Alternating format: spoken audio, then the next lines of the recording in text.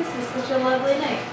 I'm going to read two poems. The first one is about my grandmother, because I also was really close with my grandmother, and it was just reminding me listening to Brooke. It doesn't have a title. On a day when I can barely leave my bed, let alone my house, I think of how you found joy in almost everything. Reread your letter written at 3 a.m. because you could barely contain your eagerness to be awake, in which you write that you cannot believe how much you like pulling weeds from your garden. The sense of power it gives you to pull one almost your size from the earth. I think of watching as these simple joys were stripped away by age, one by one.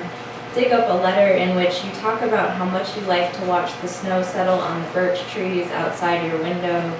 Search out a column you addressed to me on the occasion of my birth, welcoming me to the world and all the wonder it would offer me. I know you would not blame me for not being able to feel it sometimes, but you are not here to tell me so, and I miss you immeasurably, and I think I need very badly to hear you say that this is all right, that it isn't my fault, that you are still proud. When we lost you, for the first few years after, I would wake in the night and swear I could see you, and was not afraid. Louise, I don't believe in ghosts, and I was taking my medication, and this is maybe the only way I can think to explain it. To love someone so deeply and be loved in return is a kind of magic I forget I ever believed in. That kind of love, it does things to the brain, even to my half-broke one. Is it any wonder I fixate on the idea of finding it again? Louise, I know I will never find it again. I don't need you to tell me this is all right. It isn't and it is. You're here and you're not. If I can ever forgive myself for not seeing the wonder you hoped I would, it will be because I know you would want me to.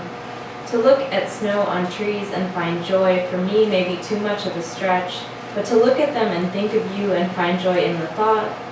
Louise, I don't believe in a God, but your love, it did things to my brain, and this, I can't think of any other way to explain it, is a kind of magic even I might still believe in.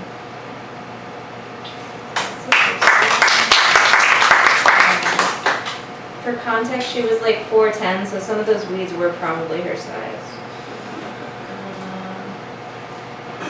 And it just amazed, like, weeding is the worst chore.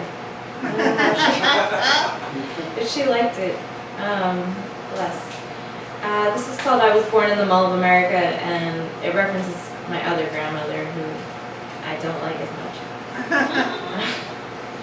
I was born in the Mall of America. No, I was born in a lake. No, I was born in a boxcar, sculpted out of butter and placed behind glass. I lost my first tooth in one of the Twin Cities, but I can't remember which. I broke my first heart in the snow, at the zoo, at a family reunion, on an exercise bike on my grandparents' porch. I skinned my knee. I took off my shirt in front of my cousins because I thought I was one of the boys. My grandmother said, "Amy, why did you cut your father out of your life?" I sculpted my heart out of butter and threw it in the lake. My father said, "Happy birthday." I cut a hole in the ice. My father said, "I can't believe you're 13, 15, 18, in college, graduating from college." I buried myself in blankets. I put on too much sunscreen. I went to the nearest lake and sat down and tried to cry but couldn't. I went to the Minneapolis Convention Center and tried to call myself a writer but couldn't. I went to the Mall of America and Camp Snoopy had been rebranded. There is an indoor roller coaster inside me, and I am afraid of that one too. I was born in the largest mall in the country, put on a plane at too early an age, and taken to New Jersey, where every mall felt like a hospital. I can't believe I'm 30.